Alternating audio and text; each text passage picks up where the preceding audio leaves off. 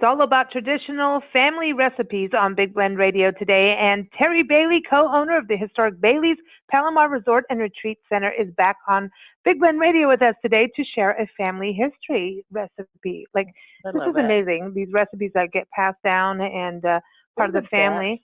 And really, Bailey's Palomar Resort is just one of those special places. It's been family owned and operated for over 130 years. That's amazing. Now, Terri is not 130 years old. No, she's young and safe, right? That's right.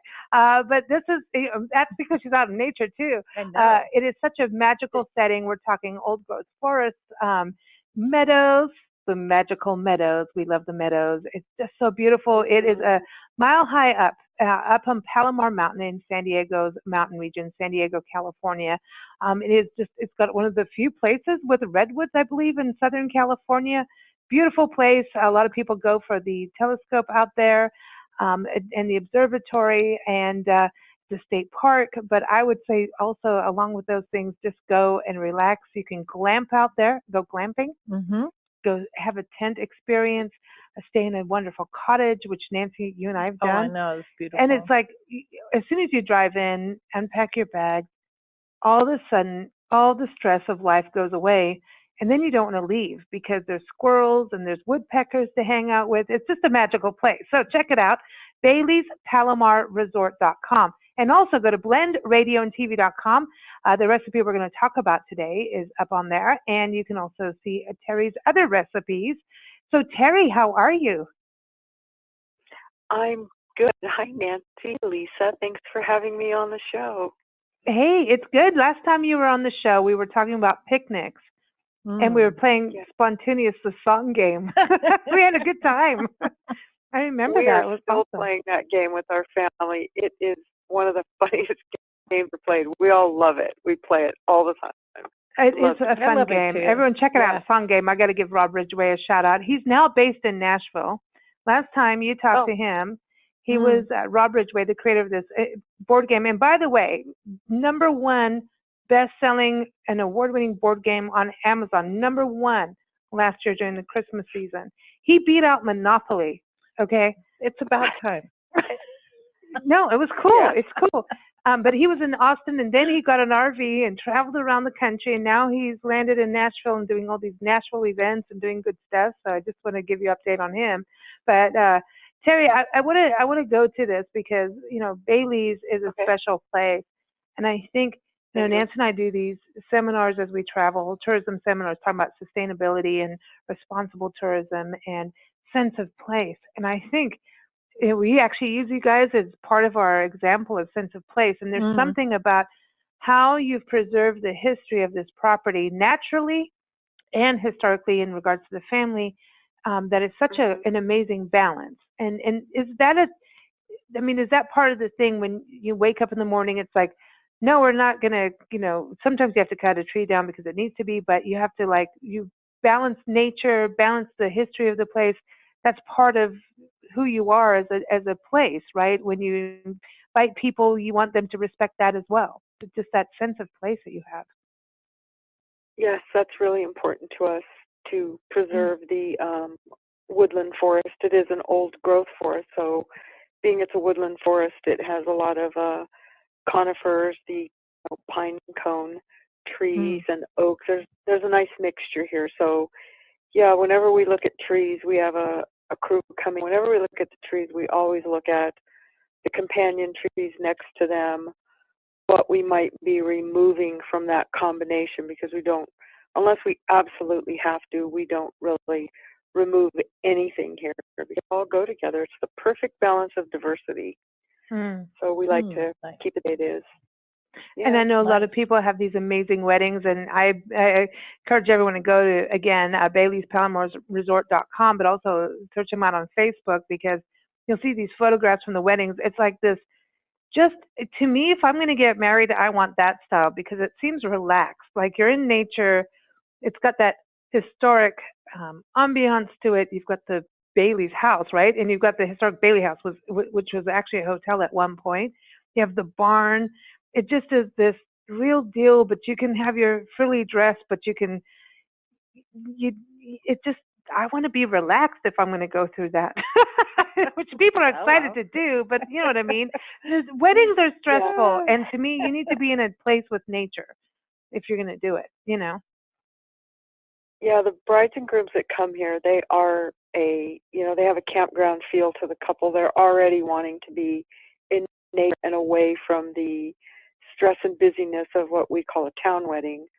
Yeah. So it's really nice to offer a 3-4 package to a family where they could show up on a Thursday and slowly build up to their wedding day rather than a few hours in a in a hall somewhere. That just puts the pressure on them, and they're already nervous about what they're doing. So to have individual families come together on the property, which is big enough to house quite a few people, so they all take turns doing things together, bringing things together, creating their zones, and it's really magical to watch it. And I see the stress of the couple and their families just start to melt away. So by Friday evening, when it's rehearsal dinner time, everybody's just so relaxed and having so much fun. And because we don't offer them, and it's part of what they know coming in, we don't allow any plugged in electronic music in the campground. We want it to be all natural. So we had our last band out there was unbelievable. Mandolins, violins, banjos, guitars, everybody singing together. I mean, it was uplifting to hear them in the night. It was wonderful. And stargazing, nice. Hiking, and it's really nice. If you picture a bride and groom, and you have the bride in maybe a white flowing dress or maybe something simpler, and the groom, how grooms dress, and you put them in a forest setting, then you can immediately go, oh. Now, if you put them in downtown any city, they look out of place. Yeah, this is natural. Yeah. So there's something about being close to nature when you're getting married or when you want to relax. It's magical. Yeah. I look at the photos from your weddings. I always watch on Twitter and Facebook, and I'm just like, oh, this is so magical, And then you know who I am, and then I go, well, maybe I do want to get married at some point. I'm just kidding. Just thought if I could go to Bailey's, but there is this. We know how magical the property is, and it is this history, and of course, this history is part of love stories too. When you think about it, and I know we're going to talk about a recipe. Everybody, I know we're going to keep on track. The more hours in my day soup, and you think back in the day. The history. This property, which is now 60 acres. It is now 60 acres, but it was bigger at one point, right? It was larger. Yes. Part of it is the family. The original homestead included the state park. Mm-hmm. So all of the state park and what we have now was a part of one big land grant through the Homesteading Act, which was granted to them by Grover Cleveland. So it was a big chunk, and then they made they took that property the state did to turn it into the park. So, we got the leftovers, but it's still a big piece of property. So it's fine, and we border the state park. So we're against open land that won't ever be changed. So it's very nice. It's a nice setting. And nice now you just made me realize why it's called Cleveland State Forest, right? It's the Cleveland. Yeah. Duh. Yeah, the Cleveland looking at me. Forest, yeah. Duh. Sorry. I never knew. Well, I'm older than you. Yeah, well, I'm just, duh. But it didn't dawn on me until you said that. I was like, oh, no wonder. So this I know, whatever, but you see the name Cleveland National Forest, and you're like, okay, but you don't know until you find out. So there you go. It's education. It could be amazing. It could be Cleveland, Ohio. But you also have like an orchard that now when you think about this, so there's an apple orchard and walnut trees. And now I want to talk about the Baileys coming over. Theodore Bailey founded this in 1888. So did they bring their own apple orchards or apples over, or is this something they were able to acquire there, do you think? Or because, this is amazing. Because they came across quite a from few, Kentucky. they came from Kentucky, but they had brought quite a few sapling trees that were, very small cuttings that they kept in burlap and brought over with them. So we have a tree here, and I was working with a fellow in Julian, and we were putting them in varieties for to do some apple cider. And our green apple tree, which looks like a Granny Smith variety, ours was called a bell apple. And it turns out that the bell apple tree the variety was first brought to the United States by Thomas Jefferson. Wow. And they came from China. So how they went from China to Thomas Jefferson, I'm not quite sure, but one of those cuttings ended up back east, and the family was able to bring specific varieties here because they knew they wanted to plant apples, and they knew that each apple performed differently. So the bell apple is a cousin to the Granny Smith. It's a big green apple. It's very tart for baking, and the apple itself, when you cook with it, it doesn't get real soft and mushy like applesauce. That's a different variety. So there's many varieties of apple trees on the property, all used for different type cooking. So but most of them they did bring from south. Wow.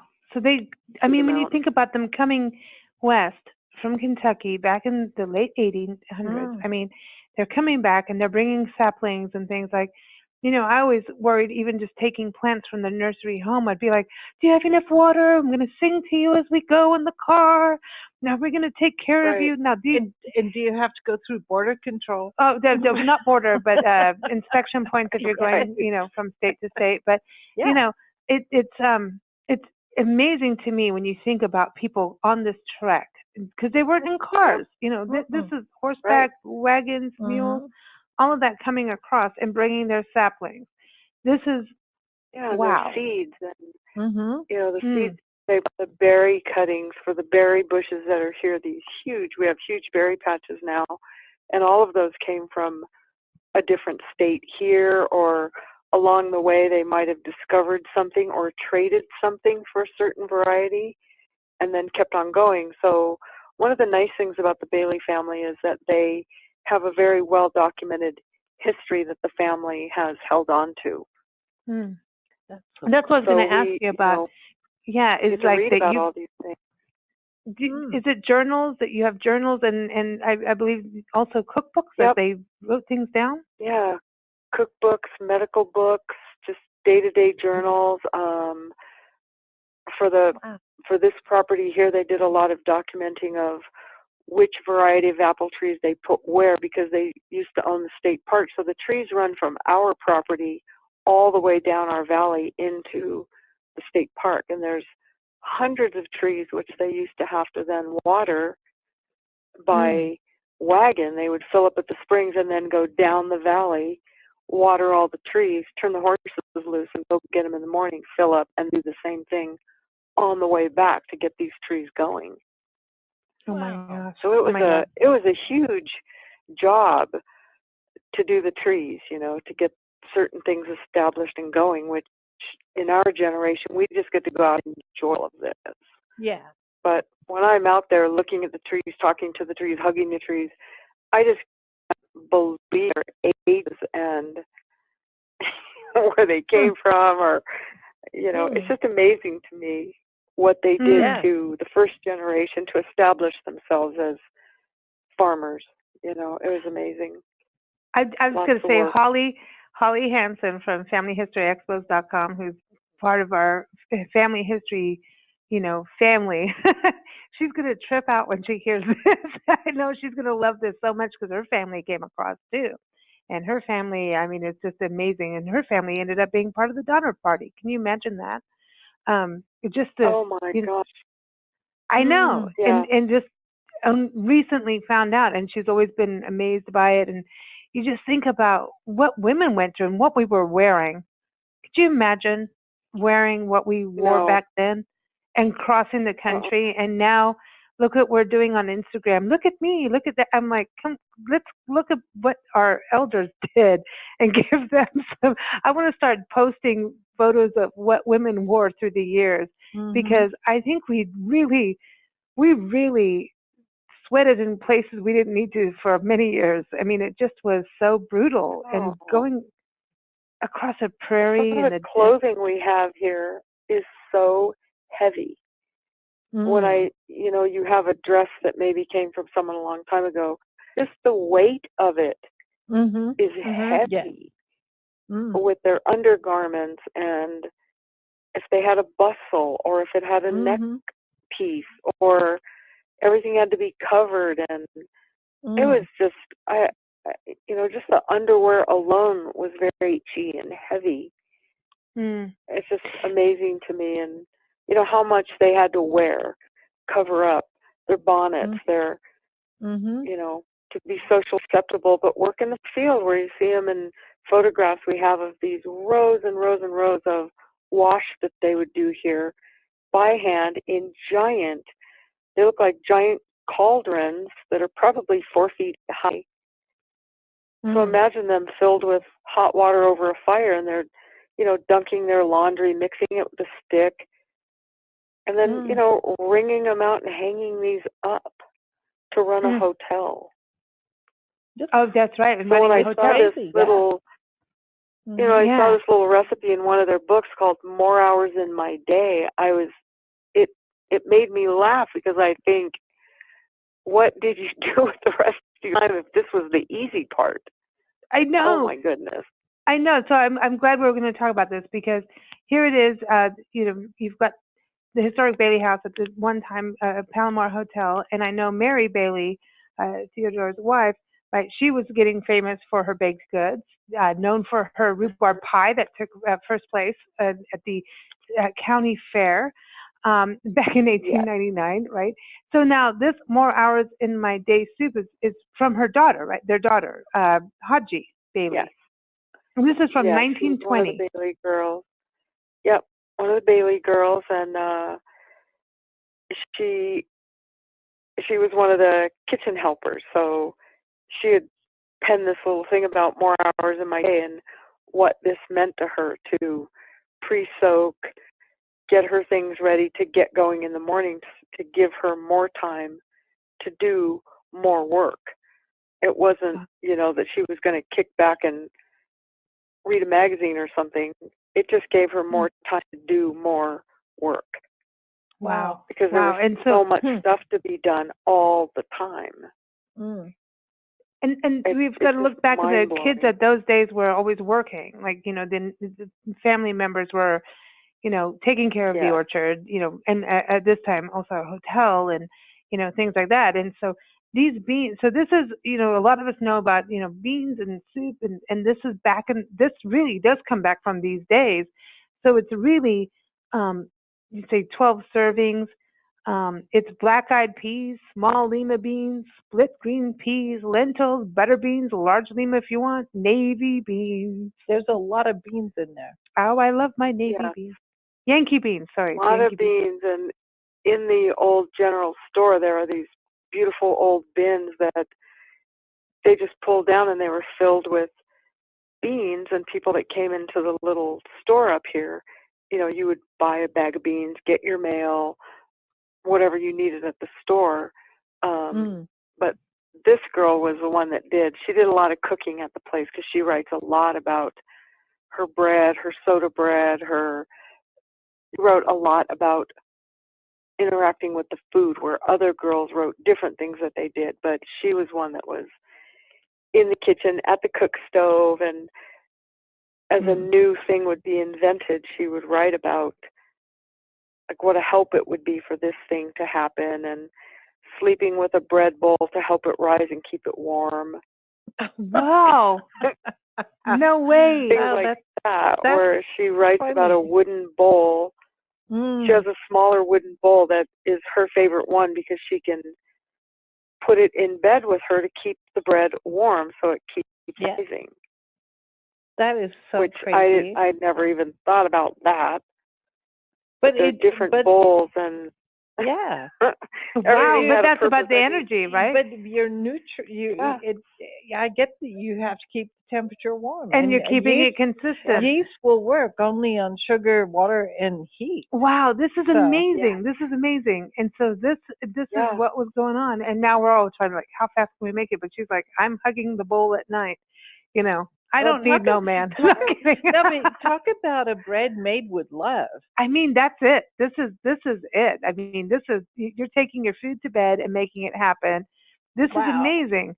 And then, okay, so the beans were a thing, but now they had to soak those overnight, right? And they were doing it on a stove, whereas we can do it on a crock pot now, for all of us. Yeah, we can do it in a crock pot, that type of new thing, but they would, she would put everything together at night and get the beans soaking. So in the morning when she lit the cook stove to warm the house and get other things going, her beans were ready to go right onto the stove where they could cook all day long. And the stove was already brought to temperature for that. She talks a lot about how she had the temperature of the cook stove down because it's really hard. I've tried it to get temperature consistent on a cook stove where you're going to bake bread or now we put 350 and push a button.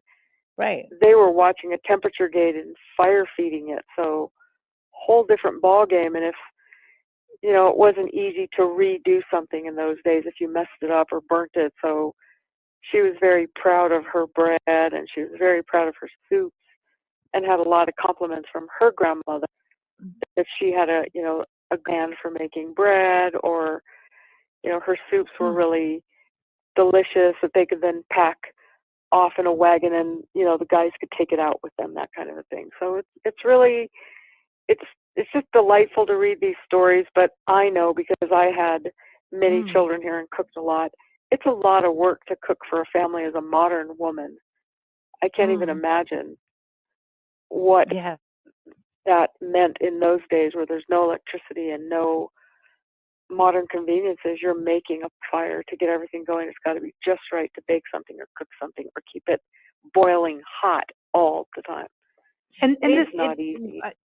I've had the experience of attempting, and that's a good word, to cook on a wood burning stove.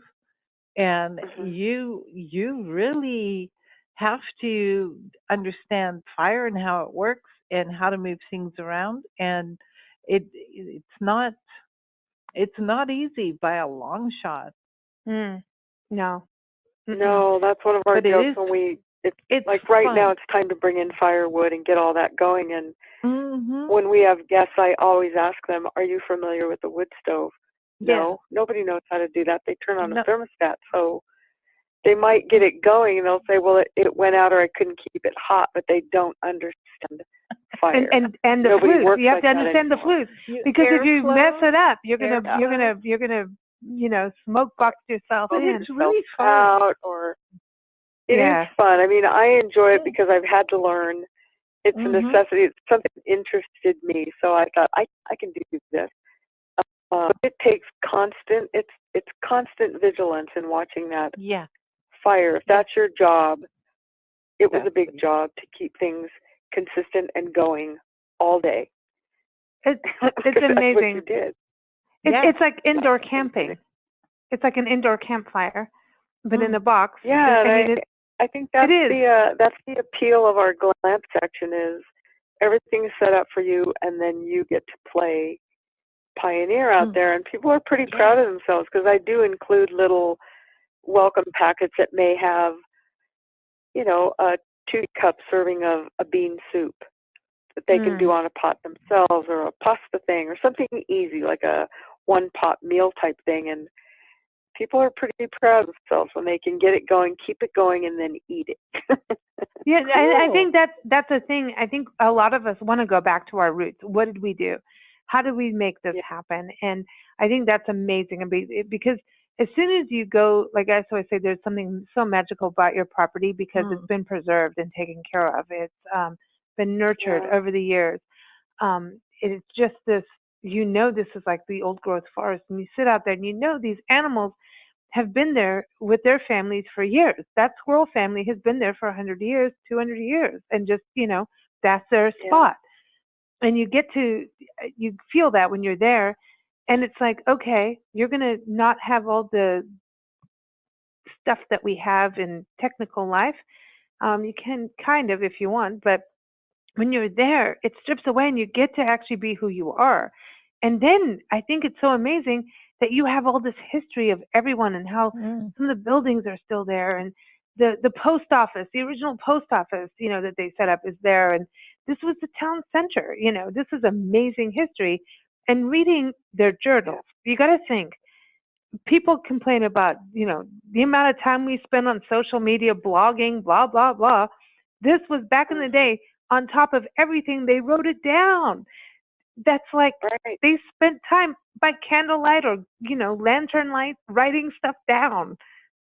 Yeah, and the writing is so beautiful. It's that beautiful Victorian script, and it's very neat. And, a lot of their writing is, they might be writing about a difficult situation that they might have been at one time, but it's never written in a complaining fashion. They're just writing what it is.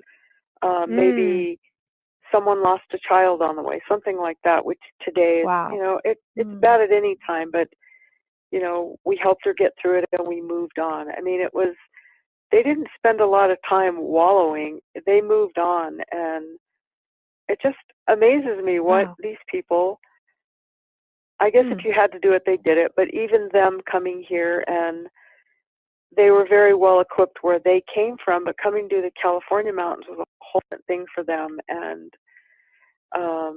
to learn the lay of the land, what was here, how to interact with the wildlife and the Native Americans that were here, it was a big deal for them. And get to read these things. I just feel honored every time I pick up one of those books. I've read them 100 times, and I can just lose myself in them because they're just so well written. The pride they took in serving biscuits to a visitor, he must have liked them because there wasn't any left. And tomorrow I'm going to do this or that, and they're excited about what they're doing, even though it's a big, big job for a young person.